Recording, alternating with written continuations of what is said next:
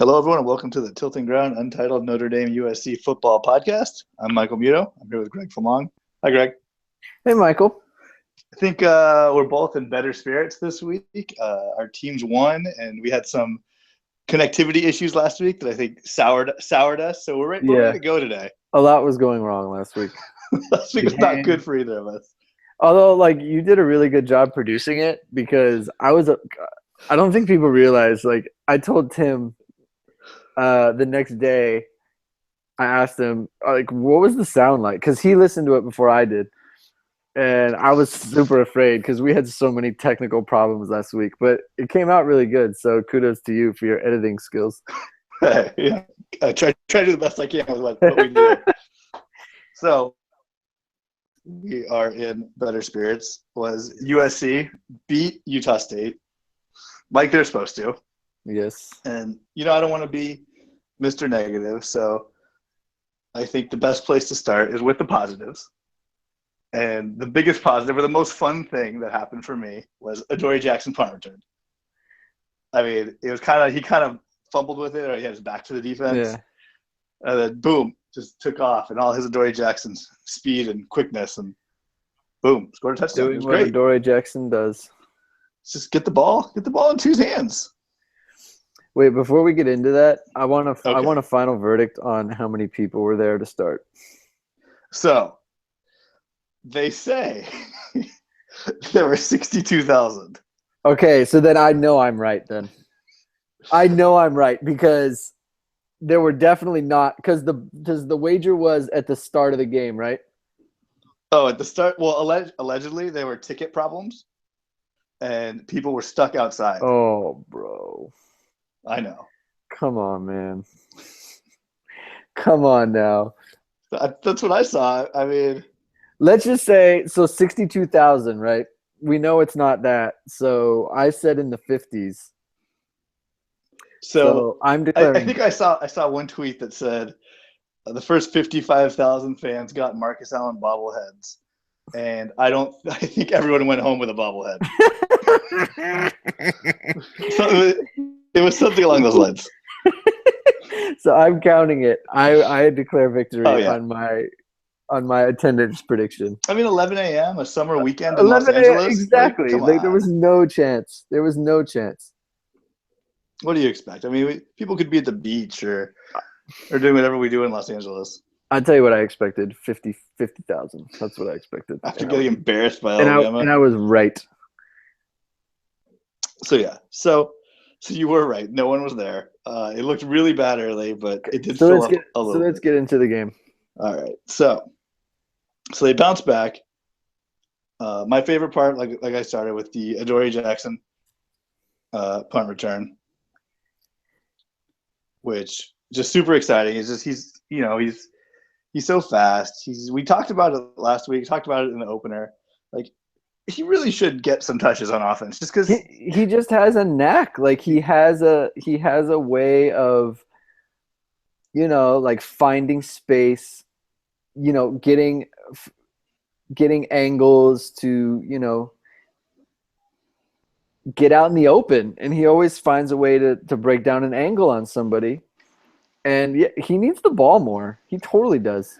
And I mean, he has one interception. He returned that for a touchdown. And you're like, when he touches the ball, good things happen. I think it said he has 11 career touchdowns, which is pretty impressive for a guy who doesn't really play offense. My thing is, why can't he do – and we'll get into this later, but, why can't he do what C.J. Sanders does? Just run some screen passes, get him out in space? Yeah, just give him 5 or 6 touches on offense. Why not?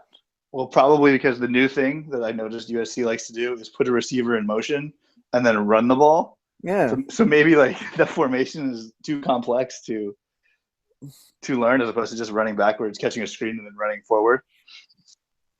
I don't know, man. You would think that one of your most electric players on an offense that's kind of pedestrian would get some touches. I mean, I think the biggest passing play was a screen or something to Justin Davis. Not great. Look, any athlete that wanted to be an Olympian can go both ways. And I'll say, as an opponent of Adoree Jackson, when he is on offense, I'm very concerned. I don't like it. And Whenever just yeah, whenever they put him in the game, I want him to leave the game on offense. I mean, So just statistically or strategically speaking, like if you have Juju Smith-Schuster on one side, he's going to get double teamed just because he's so big, right? And now you put Adoree Jackson on the other side, he could just run straight because the other safety is not going to know what to do. Then he's going to have to make some choices. Do I play deep and help out with Adoree? Do I come back to the middle to play, help out with stuff over the middle? It would just open up things, I think. And all he has to do is run straight or run screen passes, like the Steve Smith from the NFL offense. yeah, you could put him in the backfield and have him run a little arrow route. As a The backfield linebacker. didn't quite work out last year, if I Well, recall no, but correctly. he's basically a receiver. Right. I just felt like maybe they didn't use it right Mm. when they tried it last year, because I thought those plays were always kind of eh. Well, you know what? I hope they continue to not use it because I don't Well, like they'll it. figure it out before November, right? That's what you're worried about. Yeah. Well, Clay Helton did not call plays this game. This was all T. Martin. T. So he got a full game of play calling against Utah State. A player got ejected. See, I'm skipping to the negative. I'm such a pessimist.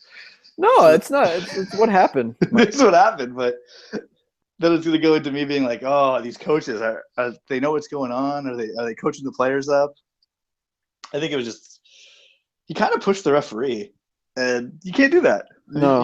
You just can't do that. He was heated because the guy pushed him over Max Brown. Right. This is what happened. So, I mean, he came up heated.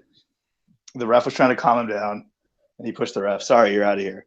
He will not be suspended next week because since he got ejected so early into the game, everyone's counting that as the game he missed for his actions. So Yeah, that's good to know. that's usually how it works. It's so like if you're ejected in the first half, then you basically sit out the second half, and then that's it. If you're ejected in the second half, then you have to sit out the first half of the next game. I think that's how it works. Okay. Whatever. I think Chad Wheeler might start anyways at left tackle, so it's not really a problem. Yeah. Apparently, his plantar fasciitis has been less inflamed. His plantar fascia. I really want to know how guys get that. Like, I feel like that's an old person injury. It's just weird. It's weird to me when athletes get it. Like, I'm sure it's just a wear and tear kind of thing. Yeah. I mean, it's one of those things like you're making cuts, right? Like you're making all these sharp cuts with your feet. And you got a lot of torque in there. And so like you have tendons. So, on the bottom of your foot, you could tear that just as easily as you can tear, your knee or something. So True. Yeah. Adoree Jackson had another good tackle, by the way, since we were just talking about him. Good tackle. Hey, we got down on his cornerback skills last year. So this year, he's trying to do it all. He's trying to tackle. No one caught any big plays on him. He's probably thinking, man, I'm trying to be an Olympian. I can make these tackles. He said, I'll see you in 2020. I believe he tweeted that. Iman Marshall got his weekly pass interference. But yeah, just keep the streak going. He's just a physical player, Greg. What's he supposed to do? He's this poor guy, snake bit. I mean, he does. No, he doesn't do it. No, he totally does. It's definitely happening. He's one of those guys like they could call him a certain way. Like if he was called a certain way, like he could have no penalties, but they call him the other way, and now he gets all the penalties. Like if Iman Marshall is all Pac-12 this year, next year he probably won't get any penalties called against him. Exactly. But since he's a sophomore, like just a freshman All-American, it's like, buddy, you're not like if he played not there yet. If he played for the Pats, oh my God. Oh, right. He'd be the greatest corner of all time. That could happen. It could. Something I noticed the defense was doing, and I don't think this will work going forward, is they're running two defensive linemen, defensive tackles, and then outside linebackers were playing defensive end. And then they had two middle linebackers and 5 DBs. And I think that works against Utah State. However, that might not work against Stanford or teams who are good. Yeah. You I don't play know. Stanford next week, right? Uh-huh. Yeah, that won't work against Stanford. Well, clearly. But, like some pass-happy team, I still think that might not work. I've been down on Porter Gustin personally. I think he is not excelling like I thought he would in the predator position. He gets a lot of tackles, he gets a lot of stats, but I don't know. I just feel like he could do better. Like he got 1 sack last week. Uh-huh. It was a good one. I mean, but it's Utah State. Like you're going 1-on-1 with Utah State's tackle. Like you should get a sack because you play at USC. Right. But like I don't know. I feel like he has trouble knowing what to do. Sometimes I think he just gets lost in the plays. He's athletic enough though, where he gets a lot of tackles, like crashing back to the inside. Like he can make those plays. Uh-huh. Like he's quick and fast enough to make runs that, the running back he takes a second too long in the backfield, and he'll catch you. He'll swoop around and catch you, but he's not keeping contained. I feel like doesn't really have any pass moves. He's just kind of out there. And come on, man, it's going to be game 3 next week. You're the predator. That's a new position for him, right? True. So maybe it's just taking him a little bit. True. No Batiku this week, but that's weird. I know, but Connor Murphy got in, my other freshman who I liked, the tall freshman, Trent Murphy's little brother. He got in. I think he only got a couple series at the end there, but he looked good. He looked tall. He was kind of playing on the outside defensive end area, which I liked. Mm-hmm. So he took over for the outside linebacker, but since he's really a defensive end, and I'm not quite like I said, this defense confuses me. I don't know who's playing where, And it's fine against Utah State, but it's against other teams. It's like, oh, is he supposed to be a big guy who's clogging the line? He's supposed to be like a pass rusher. Like what's he supposed to do? I'm sure I'll figure it out as guys' roles get more defined. Yeah, I mean it's hard to evaluate because Utah State is just kind of like offensively. It seems like they're just trying to figure things out on their own, Yeah, you're USC. Like you're supposed to win. Like this is what's supposed to happen. Yeah. I mean, 2 touchdowns every quarter, just about or a touchdown every quarter, and then a couple field goals, and like that's exactly what's supposed to happen. Ronald Jones, he got a little banged up, so that's why we didn't see him too much. I was gonna say because I was watching the game, and it started at 11, and Notre Dame started at 12:30, so I only saw a little bit of it. But I checked the box score afterwards, and we didn't see Ronald Jones much.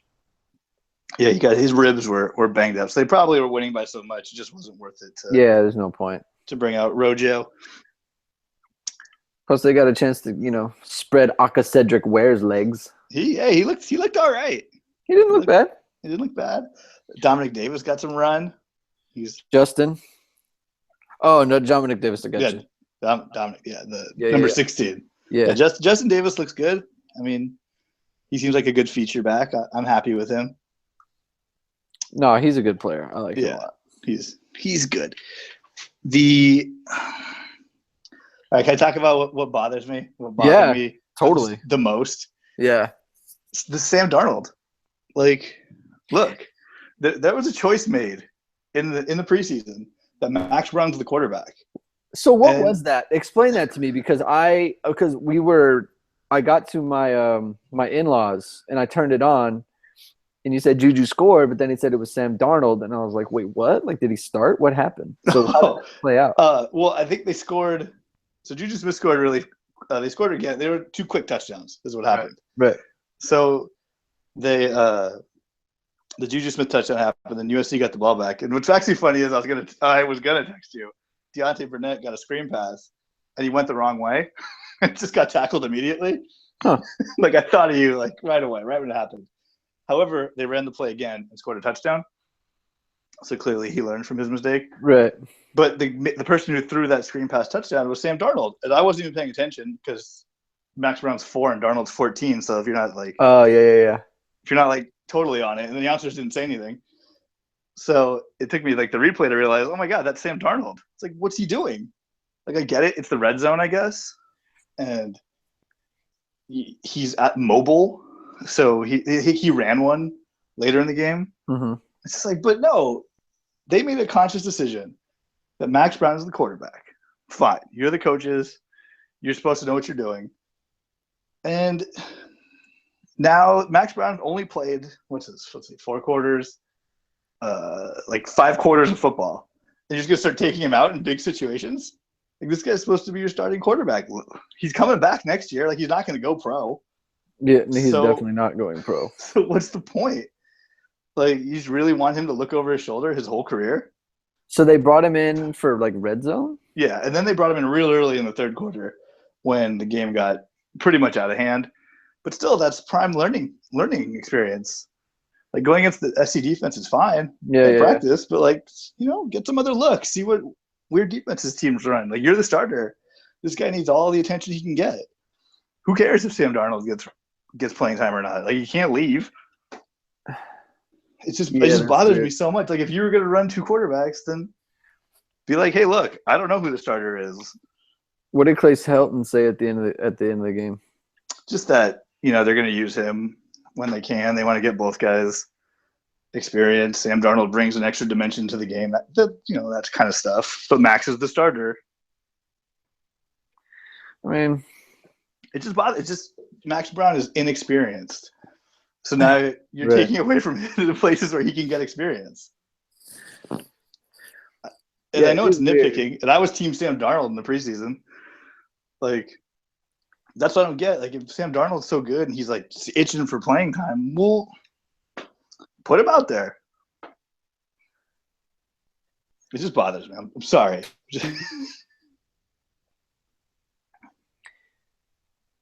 He is the captain. Yeah, and he's a captain. Yeah, I don't know. I mean, it's hard to say because Sam Darnold is supposed to be more mobile, right? Yeah. But he's not like – it's not like he's super mobile, Like he's not like a runner. Right. He's like Andrew Luck mobile. Yeah. I don't know. I mean, it's weird that you would bring in a redshirt freshman to throw passes in the scoring zone, I guess. Right. You know what I mean? Because it's like it's one thing. Goes back. Is it? Yeah. So sign on and sign back. All right.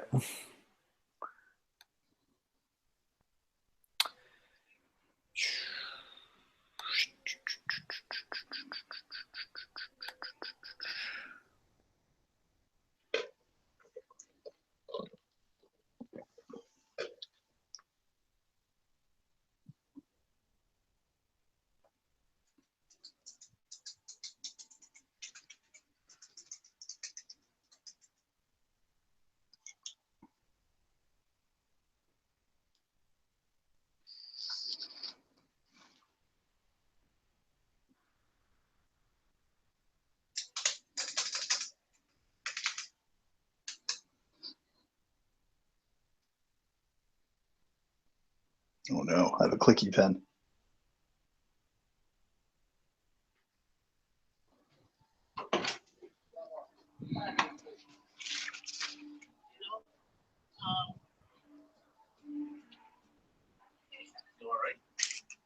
With the clicky pen, I don't even want to risk it.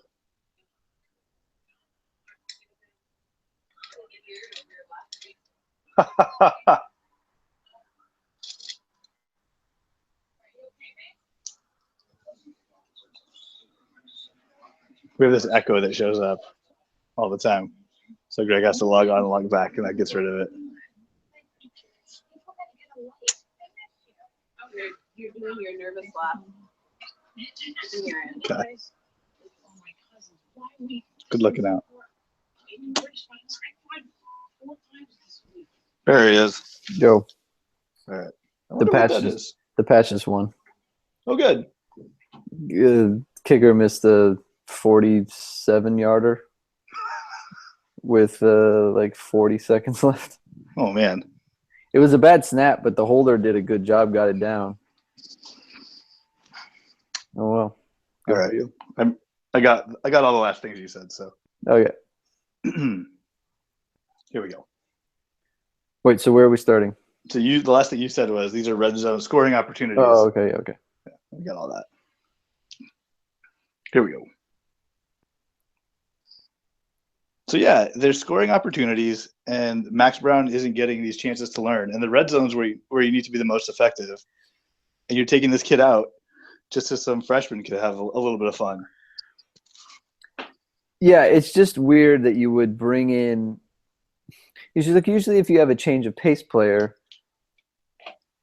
like you bring him in to run a certain package of plays, and if you're just gonna do like the regular offense, but he's a guy who can run that offense who's just a little more mobile, like it's like, yeah, I get it. You want a running threat, but it's more important to protect the ball because as someone whose team has been very poor the last couple of years in the red zone and turning the ball over, like it's more important that you have the ball than it is to have, a quote unquote running threat.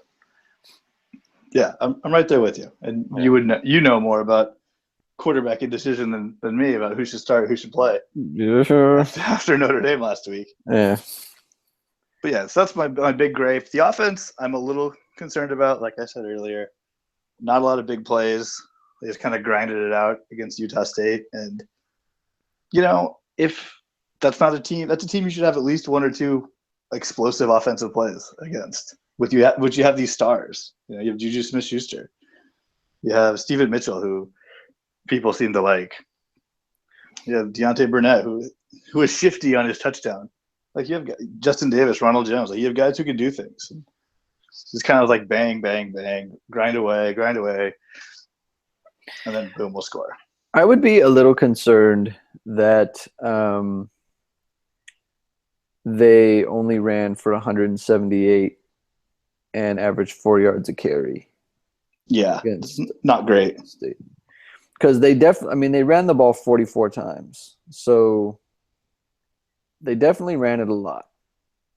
And it's like you're going to play. So like the problems you had on offense of, with blocking against Alabama, it's like, okay, they're a little bit, you understand against Alabama because it's Bama. But when you struggle some, and I don't want to say, it's like 178 yards is not terrible, right? No, but it's Utah State. It's Utah State, and it's like it's supposed to kind of be the strength of the team. So if you can't do it against them, then kind of what are you hoping for kind of thing. What are you going to do against Stanford? Right. And it's like, to your point about lack of big plays, like they average 6.6 yards per attempt, which is it's not good. Yeah, it's just. It's pedestrian. Right? Yeah, it's nothing exciting about. Right. So, and the skill positions are the best part of your team. So, along with the offensive line. So you have the offensive line, who many people think, like, let's just call it like they thought it would be a top 5 group in the country. We're just good. We just say good. Just good. It's the strength of the team, right? Like the offensive line plus skill positions. But that's what you want. Right. I don't want to say like offensive line plus skill positions, like basically everything but quarterback. But right. Against a team like like Utah State, like you want to see a little bit more explosiveness. I'm right there with you. You're just so used to seeing it out of USC too. And the explosion came from Adoree Jackson. Yeah. So run him a screen, guys. Just run him one. Yeah, I was going to say, and by the way, Adoree Jackson, 0 touches on offense. Yeah. Great. Maybe they're saving it. Maybe. Some quick hitters from the game. Michael Pittman, the freshman, the son of Michael Pittman, had a big blocked punt, so that was good after his personal foul on special teams last week. They even got him some looks at wide receiver. The announcers, right? The game was on the Pac-12 network. Yes. And the announcers are, they're doing the best they can. And one of them was talking about T. Martin and how he had to take over for Peyton Manning, and he could help the quarterbacks because they're taking over for Cody Kessler. It's just, not quite the same thing. I just wrote a little note to myself, like, not quite the same thing. Sorry, Pac-12 announcers. Yep, not the greatest outfit. And we're talking about the lack of explosiveness from the offense. I felt the defense same way. They got a sack towards the end, and I know that they're dropping guys back and not really pressuring because it's Utah State, and you could do that, and you could play your DBs kind of free, do what they want back there, and not have to worry about blitzing and stuff. But it's like, hey, try some things out. Like, this is a new defensive coordinator. You blew a blitz against Alabama that cost you a touchdown.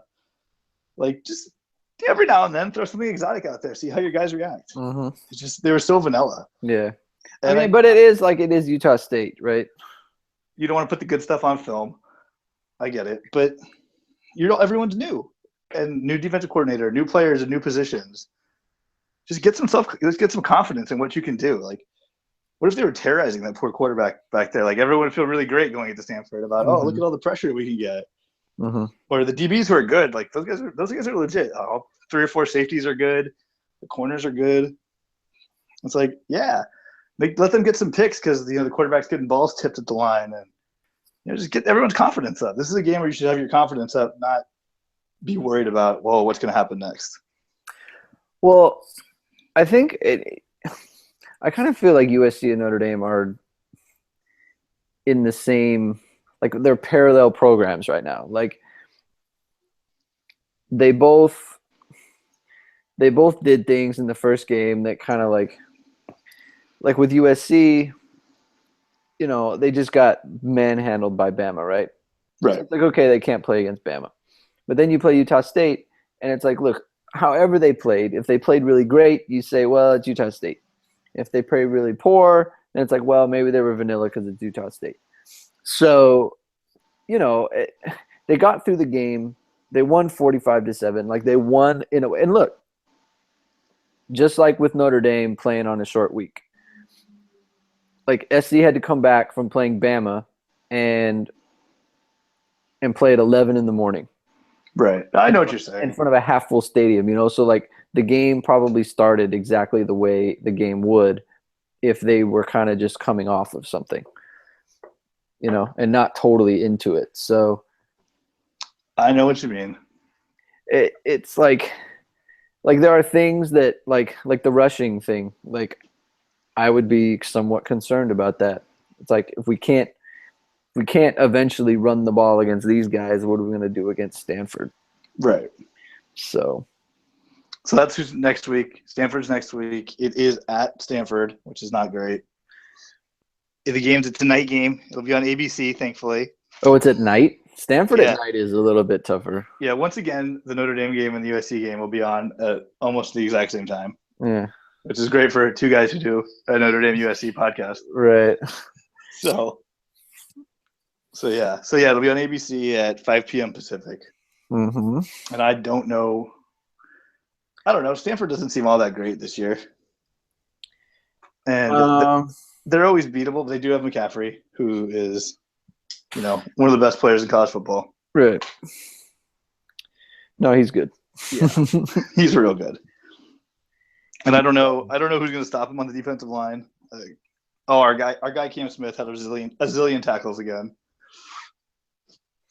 Right. I mean, it's Stanford. And even you know what? Like, even in the teams that Notre Dame and USC play in their third game, like Stanford, they're going to be good on third down. They're going to run the ball well, and they're going to be tough up front. Right. And they're going to play smart. And Notre Dame plays Michigan State, and it's the same thing. And both teams are coming off buys too, aren't they? Right. It's like, like Notre Dame didn't look good in their first game. I mean, Michigan State didn't look good in their first game, but like, does that matter to me? No. I know they're going to run the ball well. I know they're going to be difficult up front. And I know the game's going to be close. All right. Well, before we jump over the Irish, all the Vegas sportsbooks do not have all their lines up, but the opening line for USC Stanford is Stanford only by 6.5. So I mean that made me feel pretty good. I take the points. You take the point. You think it's gonna be close? Yeah. Someone's gonna win by 3 or 4. Wow. I'm gonna give those points, man. Oh, Until they do it, I'm not gonna trust this team. Okay. I'm on the outside looking in. I want to believe bad, but just not yet. Yeah. And hopefully I'm wrong. I hope I'm wrong. I want to be wrong. Yeah. There's no over under, so I don't know what Vegas thinks this is going to be like. Okay. All right, let's switch gears. Notre Dame had a win too. It was. They did. And it was similar to USC. I mean, It's same. it's actually the team they should beat. They beat them like they should. Yeah. It was a little boring almost. Actually, started off a little rough. It was boring. I mean, it started slow. Like people were booing at the beginning. Yikes. Yeah. I mean, it's just the nature of it, right? Like people, like they didn't score in their first drive. Then the second drive, they ran the ball on 3rd and goal and didn't score, and then they kicked a field goal, so people booed. And then they proceeded to score like 25 points in the second quarter, and everyone was happy again. But yeah, it's kind of similar. Like they played like a team that had a tough game in the opener and had a short week. Played on Sunday, and then you got to play again Saturday. So, I mean, that's exactly how the game started. And that's they did cover though. You were worried. They did cover. They did. They barely covered. The safety did it for them. Ugh, poor Nevada. You don't see that too often, but it can happen. He's just nervous. He's never played. That kid never has played in front of 80,000 people before. He has not. He has not. So I mean, I don't know. It's tough. DeShone Kizer looks like the real deal, though. He's a good player. I mean, he is. He threw a terrible interception. Like he had the kid running free down the sideline for he's like 4 yards open. And a good ball is, running in for a touchdown, and he underthrows it, and the kid picks it off. Yeah, that was not the best look. It's always good when when the kid is trailing like the corner. He's trailing by. I mean, he's clearly beaten. Like he's beaten badly. And it's so underthrown, he turns around and the ball falls in his lap, and he's like jumping up and down. It's like you did everything wrong on that play, my friend. And you got bailed out. Yeah, it's one of those things. It's like, yeah, I'm happy now, but when I go to film, like I'm just going to get critiqued because my technique was poor and I got toasted. And that was freshman Kevin Stefferson, right? It was. Who wears awkward number 29. Very awkward. It was throwing me off. I'm like, why is a guy with number 29 playing wide receiver? Yep. Took me a while to get used to it. He scored his first career touchdown in the game. He did. Is he going to be suspended? Or I don't think so. Or is that just going away now? I don't know if it's going away, but it's like they've already played 2 games. Right? It's like just whatever's fine. Like, I don't know. Doesn't seem to be a problem with the coaching staff or the school. But I think Max Redfield took the heat for everybody, it's right? Notre Dame. Like, anything's possible. It's like they could be getting ready for like Stanford in week 7, and they're like, nope, suspended rest of the season. Remember when you were detained by the police 2 months ago? Yeah, we're mad about that. Honor code violation. I don't understand why they can't do these things quicker. Just as an aside, I don't know. it was almost a month ago. Maybe they need the kids to write apology letters. Maybe it's like have a meeting. Have a meeting. Dexter Williams, he looked good. He did look good.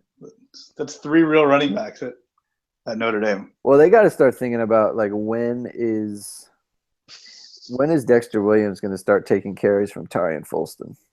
It should probably happen sooner rather than later. I mean, I'm just going to throw you out some stats right now, okay?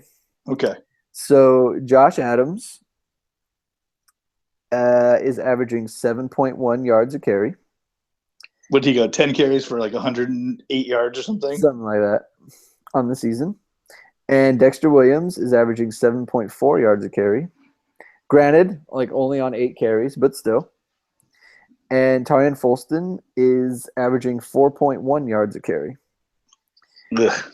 And the caveat to that is he's the one with like a 54-yard run. So he's averaging 4.1 yards a carry, and included in that is a 54-yarder. The longest rush on the season. Yeah. So how are the rest of those carries going? Yeah. He basically it should be the Josh Adams show, if you ask me. He basically has 27 carries for like 60-something yards. Not great. It's not good. So Josh Adams needs a ton more touches. Dexter Williams needs a ton more touches. Did Josh Adams get bigger? I feel like he's bigger than a lot of the people he runs by. He was always a big dude. I don't remember that from last year. I don't know. In my head. Yeah, he's a big guy. I just remembered him running past people. He doesn't seem as explosive. You said he was hurt, right? Yeah, he had a hamstring, so maybe that's kind of holding him back. But he doesn't want to go full bore yet. Yeah, I mean, he had a nice little 43-yard run, so I'm not too worried about it. Let's see if I can get his name right. Equinemius St. Brown looks good, man. He looks like a solid wide receiver. He does, especially with Torrey Hunter not playing. Yeah, he looks solid. I mean, he runs kind of awkward for me, but like as kind of like part of a 1-2 punch, whether he's number 1 or number 2, I don't really care. Yeah, he made a lot of big plays. He had one that was called back because of pass interference that wasn't, but that's fine. By the way, the referees in the Notre Dame game were just so excited to be throwing flags for every little thing. I mean, what was it, like 7 penalties in the first quarter? There was like a ton. Crazy. Yeah. Notre Dame ended up with like 10. It was 5 penalties in the first quarter. Yeah, and they ended up with 10. It was brutal. It's like, okay, guys, like we get it. We are there. We see you. Like, no, not on our watch. I'll never understand. I don't know what's going on. Like, especially with replay. Like, you hate referees. Did you see the play where their quarterback gets hit and the ball goes up in the air, and Nevada kid, this is at the goal line. He's throwing the ball, or he's about to throw the ball. He gets hit. The ball goes up in the air. The Nevada kid gets it, and he leaps forward to like the 1-yard line, to their own 1 yard to avoid a safety. It was a great play by the Nevada kid, by the way. So it's called a fumble on the field. They review it. His arm is not clearly going forward. To me, it's not going in any direction. He's about to throw it, and he gets hit, and the ball throws up in the air. Well, when he gets hit and he throws the ball goes backwards. So even if he is going forward, he threw the ball backward. I've always wondered about that because I feel like refs get that wrong a lot. And they reviewed it, and they called it an incomplete pass. I'll never understand it. He threw the ball backward. I mean, I think they're just so concerned with, like, was he throwing? It's like, was his arm going forward? It's like, I don't know if his arm was going forward, but the ball landed behind him. Went backward. So the rule says that any backward pass is backward and or a fumble. But whatever's fine. Didn't matter. Oh, fun fact, by the way, I don't know if you knew this, but the quarterback from my high school was playing for a quarterback who went to the high school I went to. I'm very old, and we did not attend at the same time. Was playing for Nevada on Saturday. One of their 4 quarterbacks? Yes, one of their 4 quarterbacks went to St. Francis. Wow, good for the Golden Knights. I heard the name, and I went, what? I will say, kudos to Nevada for just pulling it all out, because they went spread, they went pistol, and they went like legit triple option, like Navy, with the safety playing quarterback, all in one drive. It was phenomenal. It kind of worked. It did. They just couldn't finish it off was the problem. Right. Well, I mean, they're Nevada. Right. I mean, well, good teams don't do things like that either. Yeah. It's like they'll never do any of that in any other game, too. That's what's great. But they can't. I mean, it's not going to work. Right. Who do they play with? It's not going to do like at San Diego State. They're going to run the triple option. Right. I mean, maybe. So I'll go over some things that I'm concerned about. Okay. Hit me. First of all, I I feel so terrible for Sean Crawford. Oh, I I know. can't even. I felt so bad for you. When I saw that. can't even. So the kid. I mean, that's your guy. He's my guy, and they throw the post. He tore his ACL in fall camp last year. They throw the post. The kid catches it. This is another one. It's like, how is this not a fumble? But anyway, kid catches it, takes 2 steps. Sean Crawford gets in there and rips the ball out. It's recovered by Notre Dame. Sean Crawford gets up, stomps his foot on the ground, and not in like some demonstrative way. Just kind of stomps his foot on the ground, tears his Achilles. Did they say that's when he tore it, That's or when he tore it.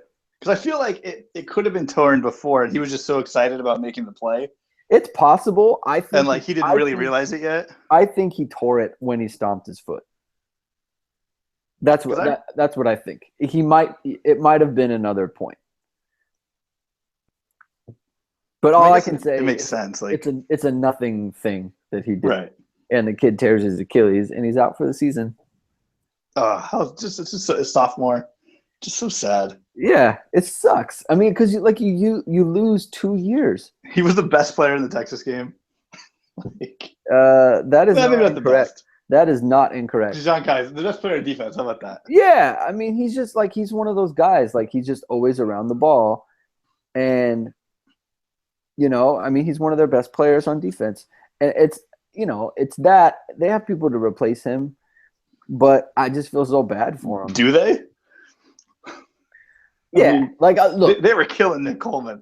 Well, Nick Coleman. Everybody was killing Nick Coleman. I'm not super concerned about Nick Coleman because here's why.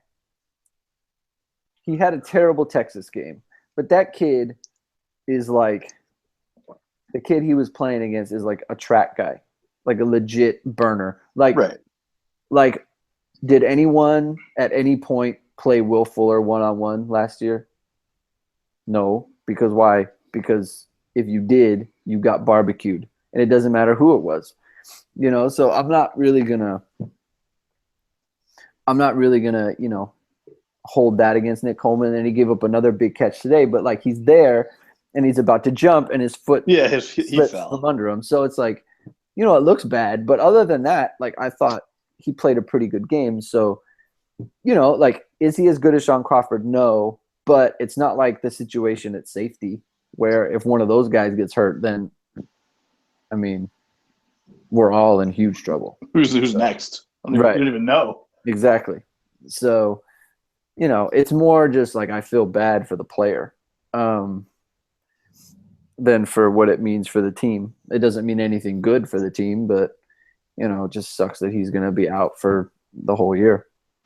I believe I read they were working out a freshman who's going to get some reps at corner. Yeah, Dante Vaughn. He's a big dude. He's from I want to say he's from Tennessee. He's 6'2", 200. So I like him, and the coaches like him too. So yeah, I mean, we'll see what happens. You want to know what made me mad? Just as someone who watches Notre Dame football now. I do want to know. So Dalen Hayes comes in. He does. His first play as a Notre Dame Fighting Irish defender. They put him on the edge. Mm-hmm. It was a passing play. And what does he do? He drops into coverage. Yeah. I was so mad. I was like, This kid's supposed to be a pass rusher. This kid's supposed to be explosive. And what's the very first thing you have him do? Drop into coverage. I mean, welcome to Brian Van Gorder. That's exactly what I thought. Welcome to that. I was like, of course this is what they do. They're Notre Dame. And let the lumbering D lineman try to not get there. Oh, it was so funny. Well, speaking of things that I'm concerned about, as long as we're on that, through 2 games, Notre Dame has 0 sacks. Not great to have 0 sacks. I'll just put it like this. Opposing quarterbacks have attempted to throw the ball 53 times. So, and that doesn't include times that they've dropped back to pass and then run it instead. So, I don't know how long Notre Dame can go without sacking the quarterback, but I hope not too much longer. Yeah, that's really bad. And the sad news is like they don't even really have like a ton of quarterback hurries. Oh, look, I'm looking at it right now. They have 7 quarterback hurries In 2 games? 2 games and 53 attempted passes. That's not good. It's not. No, it isn't. I don't know. But once again, like you told me about USC versus Utah State, like they just kept it vanilla, Greg. Notre Dame just kept it vanilla. You know what? I would like them to not have to be exotic to sack the quarterback against Nevada. True, they should at least get one. That's what I would like. I don't want them to have to put a bunch of tricks on to sack Nevada's quarterback. I would like them to just do it, but that's just me. Jaron Jones, he got an interception. That was good for the D line. He did, and that's what and I think even Brian Kelly said it. It's like that's what happens when you're not getting after the quarterback. You're just right around the line of scrimmage on a screen pass. So if you're not getting upfield, then you're right in the way.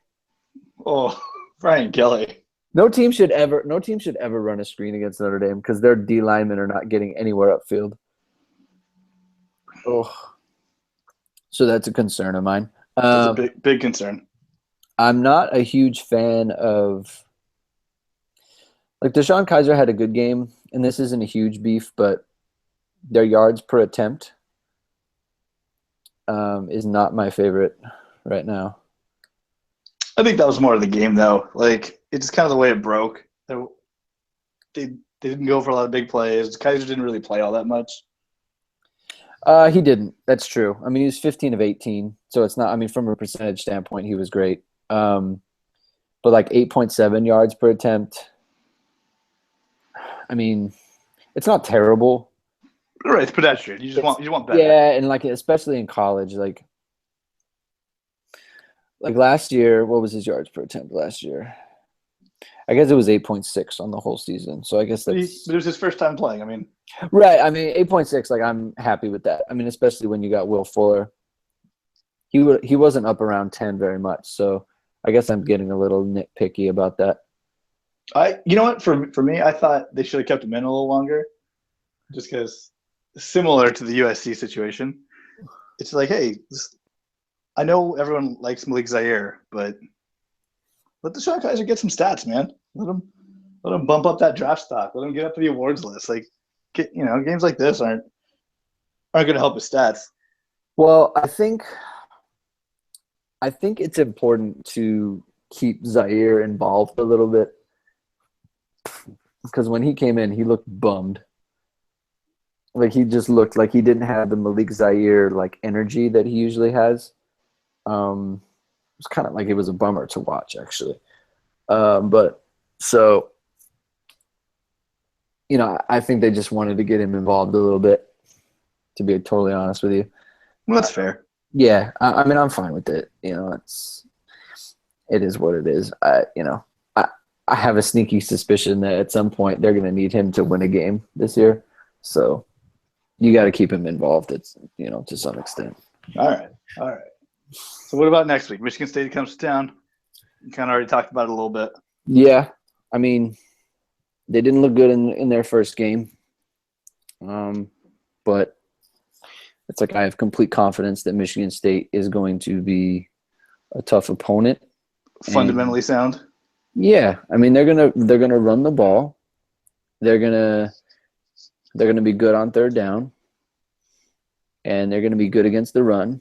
And I mean they're just gonna be overall solid defensively. Like Notre Dame's gonna have to play really well. I don't care what they look like against Lamar, whoever it was they played. Who did they play? I don't know. It was some football playoff division, whatever we call it now. Yeah, FCS team. Yeah, football championship series. That's it. Yeah, like I'm not. They did not look good. I mean, just objectively, they did not. They played Furman. That's who it was. 128-13. They didn't run the ball that great. They didn't pass the ball that great. They got a new quarterback. Yeah. So that's good. New quarterback, same running back. They lost a few receivers. But they're a program. They've got a program that's been established over a number of years. That's true.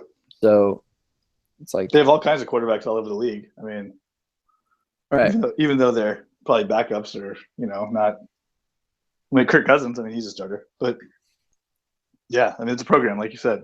Right. They so should that be, week of practice. They'll be fine. So it'll be a close one. Mm-hmm. Las Vegas has Notre Dame.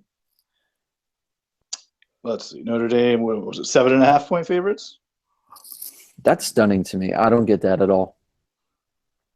Yeah, 7.5-point favorites. It's a home game for Notre Dame. It's at night, a night home game. Yep. So that means what? If it was at Michigan State, they'd be 4.5-point favorites or something like that? Yeah, something like that. I mean, basically what it was against Texas. Wow. Yeah. Well, I believe in Notre Dame. In the country. Yeah, I mean, I don't believe in them. They seem like a team. They seem like the type of team that they are. Like they have a bunch of new starters who don't know how to play together yet. They seem like a bunch of individual pieces that they haven't gelled. So, I mean, time will tell. I'm sure Michigan State fans are saying the same thing. Yeah, will they figure it out in time to be good enough against Michigan State, I guess? Will they figure it out enough? So, I mean, that's the thing. I don't it's hard for me to say with Notre Dame, and I kind of feel this with USC too. I don't know what Notre Dame's ceiling is. I don't know. Yeah, we could have seen it, or they could be a lot better. Right. So yeah, I don't know. I don't know what their upside is. I don't know what their upshot is. Well, you have to pick. Even though we've been terrible at this season, you still have to pick. I do have to pick. Well, I said it was going to be close, so I guess I'm going to take the points. It's probably safe. Yeah. I didn't pick last week. I didn't realize that until I listened to it. So I'm just going to take the loss if people are scoring at home. And speaking of people at home, we have our reader email question. It pertains to Notre Dame, so I'll tack it on to the end of this segment. Wonderful. It's from William in Santa Paula, and he wants to know, why is Brian Kelly such a jerk? I just don't like him. He seems really overly confident, but makes a lot of stupid decisions. I'm kind of mad at how he didn't know who the starting quarterback was going to be. It seems like he should have known it was Deshaun Kaiser and just set Malik up to look bad. Either he's not good at evaluating talent or playing mind games. Either way, he seems like a jerk. So you would know better than me. He looks like a jerk on the sidelines. Are you asking me why he's a jerk? Yeah, just the general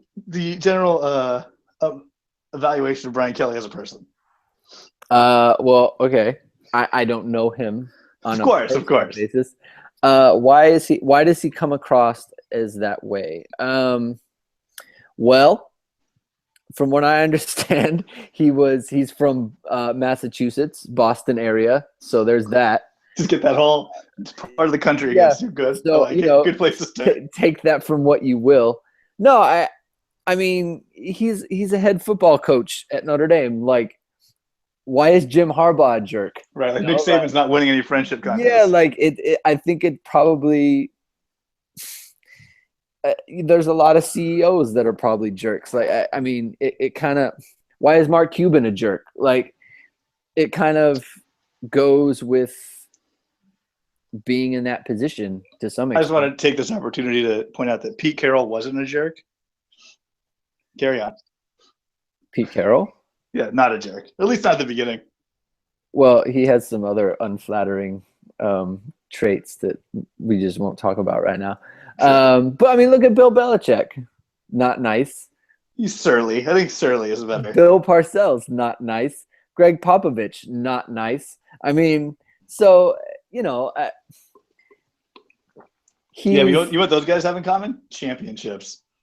He's an alpha male who every single one of his decisions, every single game is criticized or at least critiqued and analyzed by people like me who don't know the half of it. So for him, that's probably annoying. As far as why he didn't start Malik, I think he genuinely likes him. Yeah. And he wanted to give him a chance, and he gave him every chance. Because if he didn't do anything to screw anyone over, because it's not in his best interest to do that. You know, he doesn't want to cost himself a game, just to be right. Like that's not fun. That's not a smart move. Yeah, like no one wants that. So I think he genuinely likes Malik. I think he genuinely appreciates what he's put into it. But the fact of the matter is that Deshaun Kaiser was the better player, and he's done the right thing and decided to make Deshaun Kaiser the starter for the rest of the season. I'm gonna say he's probably actually not a jerk. I feel like his players probably back him up and they like him. He gets the most from whatever talent he has around him. And to do that, I think people have to at least believe in you at the very least. And so if you really were a jerk, that would wear people thin real quick. So I'm gonna go. It's kind of like how you have to act. I think to play. It's not so much coach. That he's like to the point. Like he does whine a little too much to his players. Like if they don't throw it to the right guy or they don't do the right thing like that he wants, like he's very whiny about it. He kind of makes that face, and you can tell. Does make that face. Like, why are you doing that? Like, what were you thinking? We know better than this. We practiced this. Yeah, like you can hear him saying that. Yeah, like you're supposed to throw it to that guy when they play cover 2. Like, it just gets a little bit. It's like, just coach him. Don't whine to him. Who likes to be whined to? 0 people. Yeah, so that's annoying. But all right. Any fun Notre Dame news and notes? Notre Dame news and notes. CJ Sanders is good. I just want to throw that out there. Good. He's a good player. He makes me happy. Other than that, I don't think so. I do have a USC news and note we forgot last week. Steve Sarkisian is now an offensive assistant at Alabama. Brilliant. Just rub USC's face in there. Their troll game is so good. It's just otherworldly. I'm sure it's because Lane Kiffin will probably be a head coach next year, and they just want to keep the offense the same. They should hire Mike Garrett to do something. No, ask Kelsey to lay about Mike Garrett. It didn't go well. Oh no. Yeah. I don't know anything about that, but there were allegations and a lawsuit. Oh snap. Yeah. Yeah. Oh, I will say, Mike Tirico called the Notre Dame game on Saturday, and he's going to do this Saturday's game against Michigan State as well. Ooh. It was delightful. Breath of fresh air. Just very nice for Notre Dame to get. I mean, I don't appreciate. He's a pro, man. Yeah, like I mean, he's like a pros. Like he's at the top of the announcing world. It's very nice for Notre Dame with their own network to get like someone who actually knows what they're doing. But like just the way he talks about people, like how he cuts like between things, and I was like, man, this guy knows what he's doing. He's good.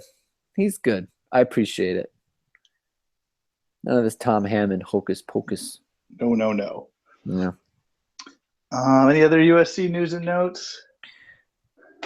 I think that was the big one. Was the attendance? I wanted to make sure we talked about the attendance, and that Steve Sarkisian works at Alabama now. I really like the reader question. Why is your coach such a jerk? I really enjoy that. It was from a Notre Dame fan. Of course. Yeah. just to be clear. It's a very Notre Dame question, too. It was great. So, anyway, if you would like your question answered, just email us at tiltingground@gmail.com. There's a link on the website. There's a link on the show notes for the podcast. It's there. Also on the website for the podcast, there's a Facebook like button. A lot of people hit that last week. We really appreciate it. So cool. Do it again this week. Greg, what's your Twitter? At Greg2126. It's a good follow, people. It's a good follow. Check out my I got an article coming out on Tuesday. The week 3 stock report. And we will post that to all our Tiltingground, social media. Yes, sir. I'm Michael Muto on Twitter. I'm trying, but he does such a good job. If I remember, I live tweet the games, so that's always fun. We're Tiltingground.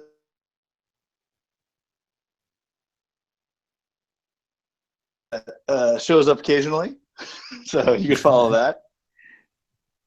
Other than that, I think we're good. All right. Fight on. Go Irish.